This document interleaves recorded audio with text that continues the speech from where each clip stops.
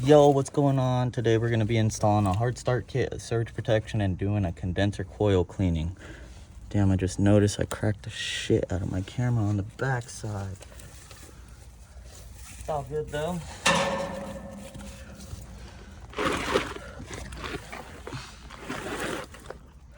So today we're going to be starting with the hard start kit, which is basically a compressor saver. And I'll be showing you guys how to wire it up on an outside condenser. First things first, we've already shut off the power at the disconnect. Not the disconnect, the circuit breaker, the actual breaker. So we don't shock the shit out of all sales, mate. But yeah, anyways, I'm gonna come over here with my little nubby bit. Since this is like impossible to get this screw out, this part sucks. Use the other side, take this part out, voila. There's that screw, we got one more.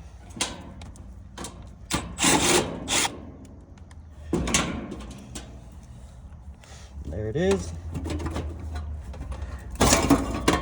Pop right out like that. And right here's our nomenclature. It's going to tell us everything about the unit. It's an R410 unit. It looks like it is going to be so it's going to be 12, 24, 36, 48. So it's going to be a 3.5 ton unit. You can tell by the 42 right here, there's 12,000 BTUs in a unit. 12,000 BTUs is 1 ton, so 12, 24, 36, half of 12 is 6, 36 plus 6 is 42. 42, that's what tells me it's 3.5 ton. The total charge usually has the pounds and the ounces, but for some reason it's not there. Anyways, let's get moving on to the hard start kit. So the hard start kit is basically a source of energy for your compressor and your fan motor to pull from, rather than this run capacitor right here. So this run capacitor is what we're going to be kind of jumping in between. So we got a relay and the other energy source that your compressor will be pulling from. And then this is your common, that's going to be going on the run capacitor. This is going to be your energy or electricity that's going to be pulled from your contactor, and that's always going to line up with the other black fucking spiders, dude. Fuck it. The other black wiring on the contactor. Never put it on the red side. Don't ask why, just don't do it.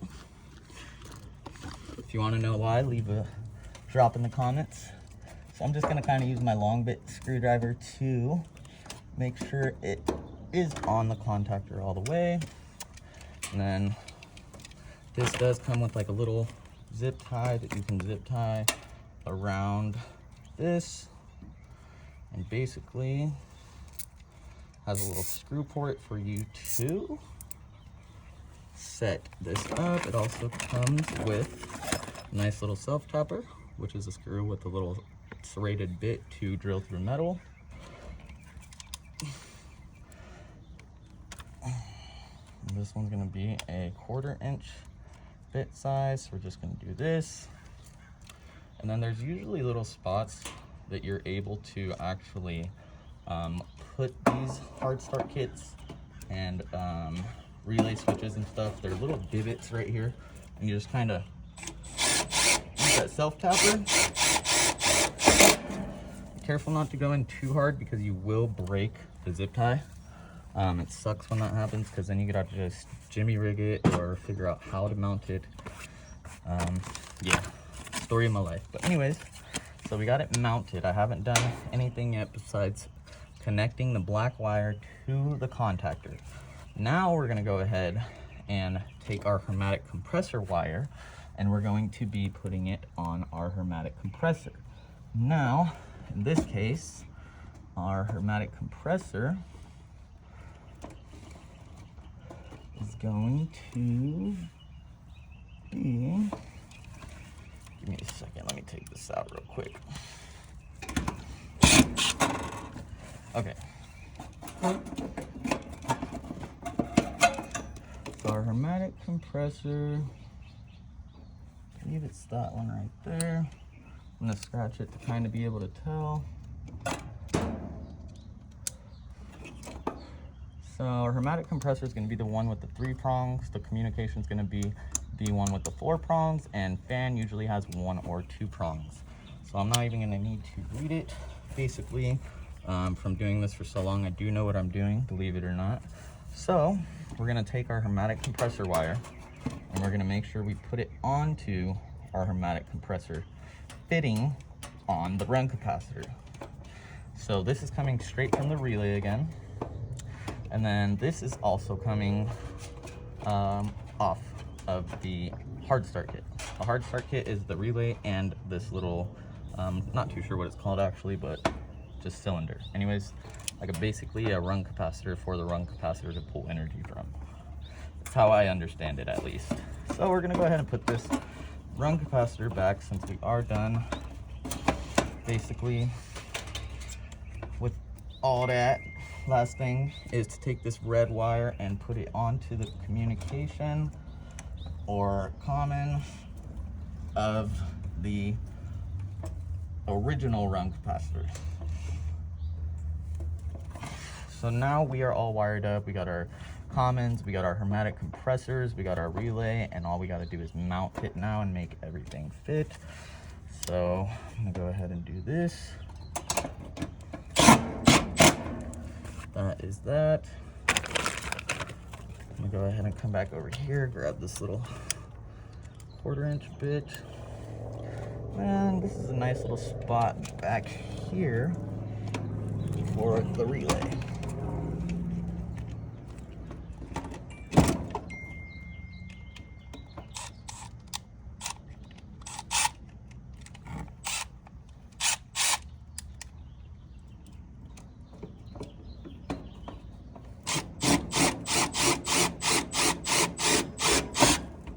Again, you want to be really careful with these relays.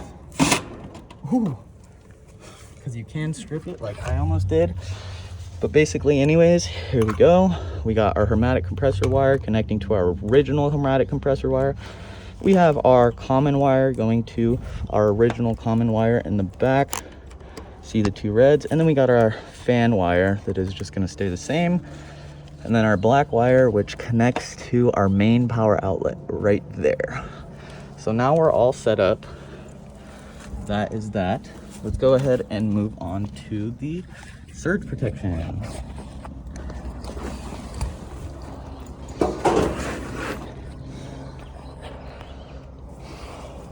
So now a surge protector will protect all these electrical components, wires, safety switches, low pressure switches, high pressure switches from any burns or surges that do hit your house. Every average house gets hit by at least 7 to 14 surges per day. So if you ever see your lights dimming when you turn on a source of energy in your house, especially like air conditioning, that's actually a surge if you didn't know. The reason I had that mask on was because I was in the attic and I just had a sinus surgery, so don't ask questions. All right, here we go. I'm just kidding, go ahead, ask questions. Just leave them in the comment. So now we're at our disconnect box. If this was live, we would have 240 volts. I already shut off the power from the actual circuit breaker to the house. It was labeled, sometimes it's not labeled, and you have to guess and check and find the correct breaker before you even start this. Wiring it up live is a pain in the ass. Trust me, I've done it before. All right, what I like to do when I do wire up these is I twist the ends. I'll take like this, which is my wire cutters, just kind of twist the ends so when I do put it inside of the actual connection fitting with the other line voltage, it doesn't fray and it goes in nice and smooth. So that's that. Last one.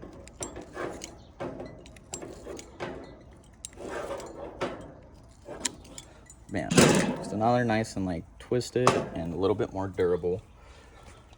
And then we take these, pop out the 1/2-inch hole right here. That was a perfect hit.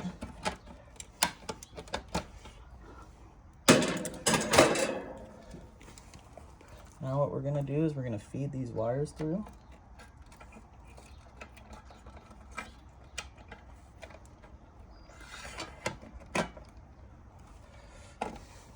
And then we take a little handy dandy fitting right here, connect it on the other side. Let it slide down. And then just tighten it up from the inside out. You want to make sure the rubber grommet is on the outside because that is to waterproof it from any rain or anything that could potentially get inside of this electrical box. So it's a weatherproofing sort of deal. Excuse me for the way I'm tightening this. I actually don't have an electrician tool because I ain't no bitch. Just kidding. Some electricians, they aight. I just don't fuck with the tools they use, bruv. Alright, so now what we got here is we got our 2 lines, line 1, line 2, and we got our ground. In this case, we have line coming in, which is going to be the one coming from the circuit breaker. Our load is going to be this wire that's loading our unit with electricity. So what we're going to do is we're going to go ahead and wire it up. I like to be a nice and clean technician, so I'm going to go ahead and cut these to size.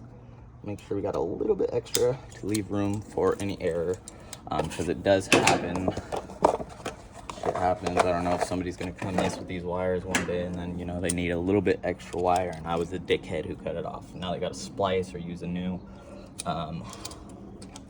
surge protection or something stupid.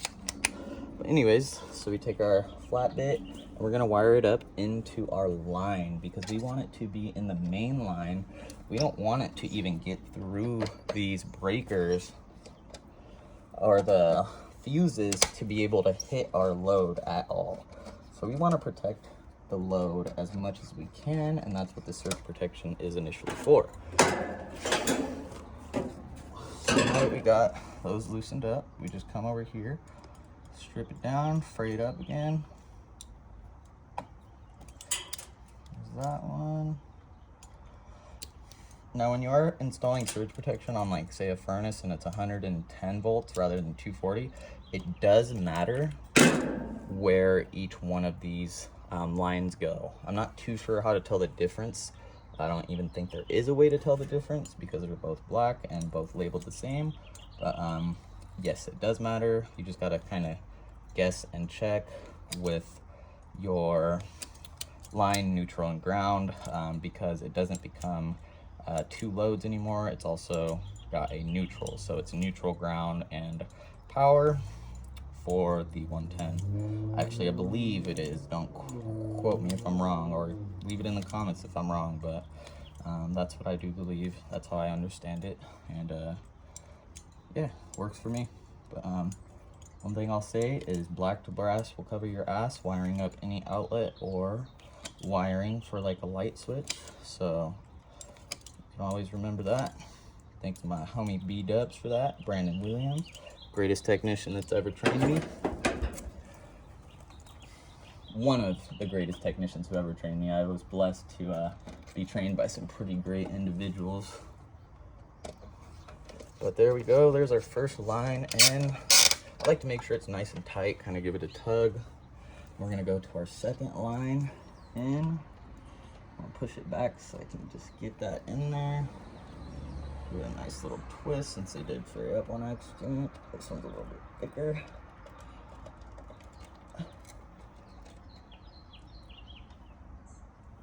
Come on, baby. There we go. tighten that baby down. And then all we got left is our ground. Damn, I just broke the bit of my screwdriver. No way. That's insane, dude. Let's see if it still works. So our line is going to be regular copper. Dude, no way, that shit just broke, bro. That's crazy. That's some bitch ass shit, honestly. I fucking found this actually in the attic, so I don't even know why I'm complaining. So there we go, loosen the ground. Go ahead, stick this bad boy up in there.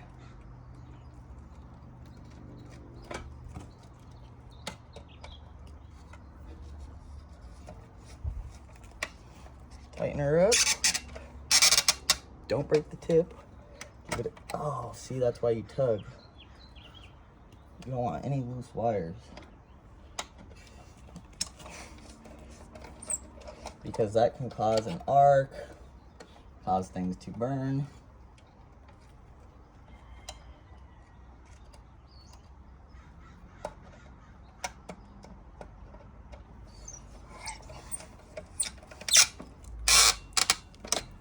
The tug, nice. Tug, nice. So we're all set. The surge protection is wired up now. I'm gonna go ahead and close this up just in case a homeowner or a kid decides to come mess with this box. All the actual electrical is going to be covered up. And just kind of push these as far as you can in there.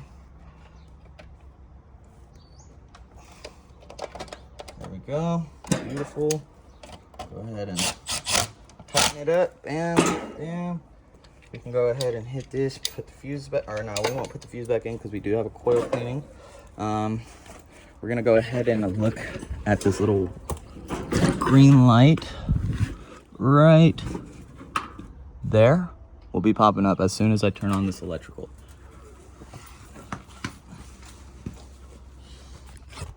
You know what? I'll just go ahead and take you guys with me to turn it on with me. So we're going over to this electrical panel right over here. Like I said, it was labeled to save me time and a headache. We got HVAC right here, which I assume is a furnace, but the AC compressor is what we want to turn on. So it is now on. There is 240 volts being sent to that box that I was just working on. And we should have a green light on. And there's the green light. So that is now live. But since the fuse is out, the actual unit is not being powered, or there's no 240 through this line to power up at the contactor, because it goes to 240 at the bottom of the contactor, stops until you're until you call for AC or cooling at your thermostat. Then 24 volts is sent to the side right there.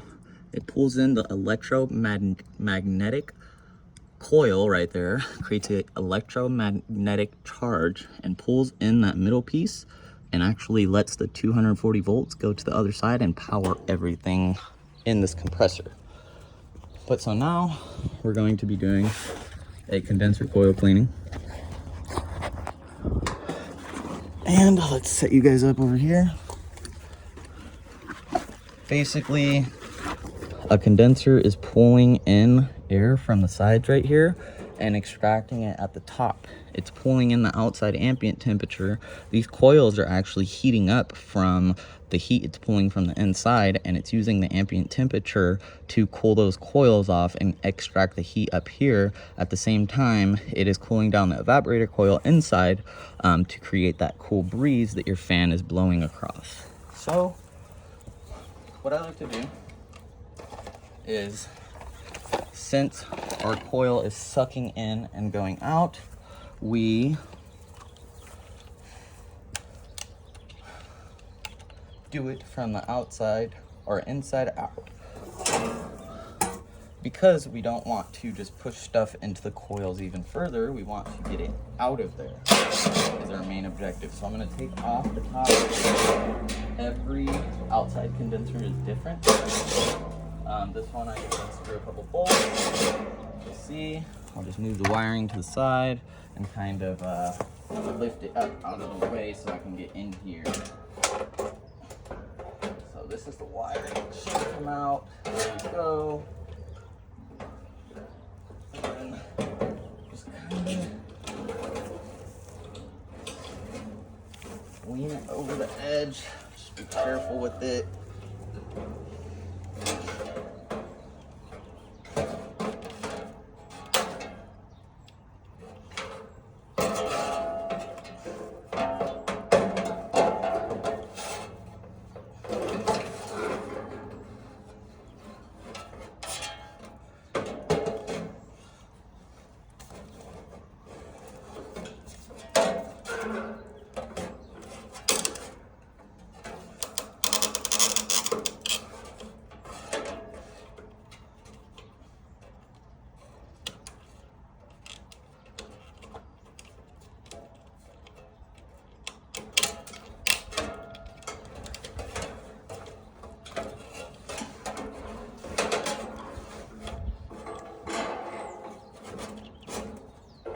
There we go.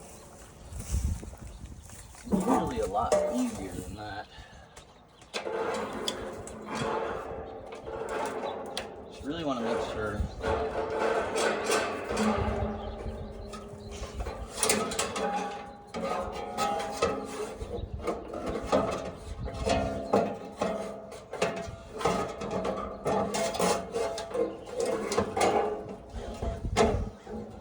Wow, this is embarrassing. Plastic. There we go.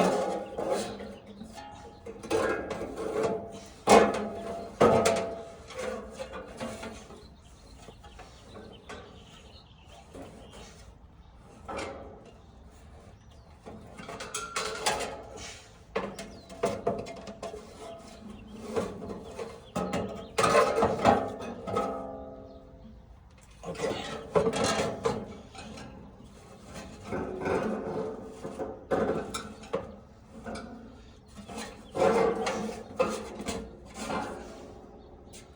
Okay, I'm just gonna leave it like that. This one's weird. It usually just folds over the side, but in this case it's not. So yeah, whatever. You guys just see me struggle. I will be wrapping this up though with some electrical tape just to make sure it is protected from anything and putting that plastic piece back on.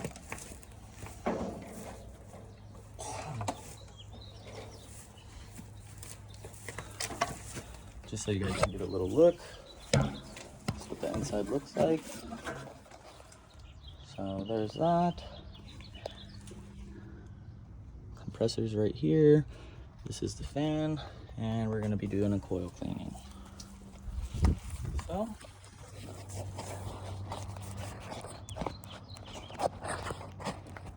enjoy the show. Here we go. This is a rinsing chemical. Basically, I spray it down with this. It's going to foam up, get everything loose, and then I'll be washing it down. This stuff is very toxic too, actually, so we'll be putting back on a mask. Whew. Yeah, this shit is horrible to breathe in.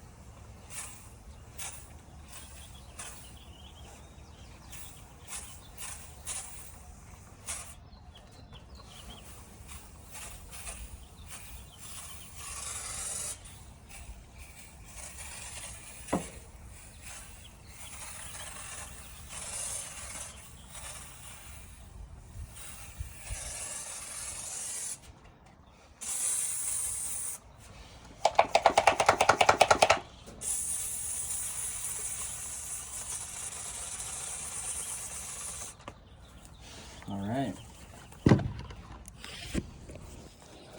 Then you can see it's just foaming up where the dirt is, getting it all nice and loose. And then you just wait like 5-10 minutes, give it a nice rinse down.